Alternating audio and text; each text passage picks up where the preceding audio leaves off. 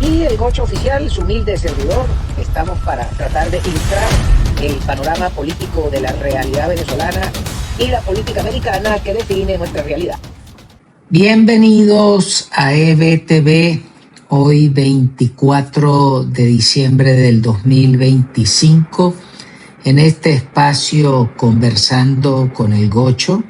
Hoy es el día de Navidad para todos los cristianos y sobre todo en el caso venezolano es un día bien interesante para pedir al Creador que la venida del Niño Dios nos ayude a tener la fe y la esperanza de solucionar el tema de estas crápulas comunistas que nos han destruido la vida y nuestra república desde que se permitió que una banda de fascinerosos por allá en el año 92 que atentaron contra la república, la soberanía, las instituciones, la constitución y el pabellón, y luego en el año 94 fueran perdonados por este infeliz rata y crápula que fue el viejito llorón de Yaracuy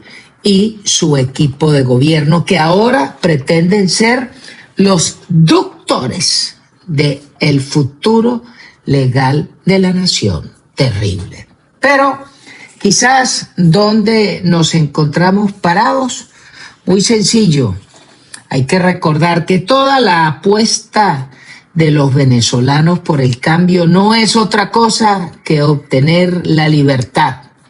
No es el tema de recuperar la democracia, porque democracia ha existido todo este tiempal, porque se han hecho conteos electorales para tirar para el techo. Así que el problema venezolano no es un problema de democracia, es un problema de libertad.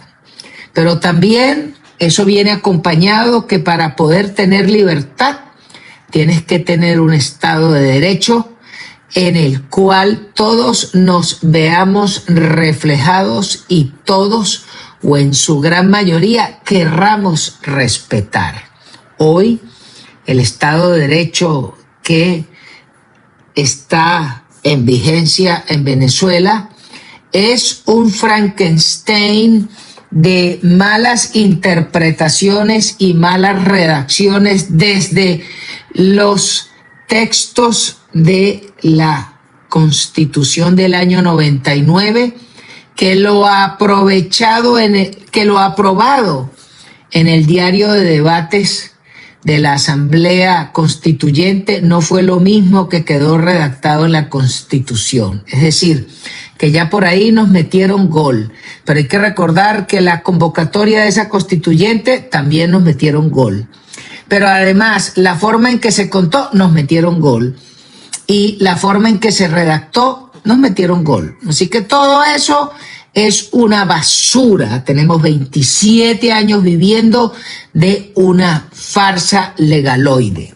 Pero interesante es que por desgracia de estos bandidos se comieron todas las luces de la avenida y de alguna forma les apareció un padrote que se les paró en el medio de la carretera y le dijeron: hasta aquí llegaron ustedes. Y ese fue el catire Trump, que logró entender que estas crápulas no solo no se alcanzaba con todo lo que se robaban y destruían en Venezuela, sino que por complacer a sus amos, que es el régimen castrista cubano, que estaban manallados desde el Kremlin del enano infeliz de Vladimir, y de allí en adelante se destruyó Venezuela. ¿Por qué? Porque la corporación más importante de la República, que era la petrolera PDVSA, fue utilizada para exportar y pagar el ascenso de comunistas en todo sitio, y eso pasó por la destrucción de PDVSA para que subieran su producción las corporaciones rusas. De manera que todos los individuos que participaron en la destrucción del patrimonio de la República, todos son culpables, todos nos la deben y en esta vida nos la tienen que pagar. Pero además, volviendo al argumento de la libertad. ¿Y por qué? Porque la libertad se da cuando tienes derecho a la vida. Y eso es otra cosa que en Venezuela se perdió. En Venezuela lo único que no hay es pena de muerte en el papel, pero tú no tienes derecho a la vida.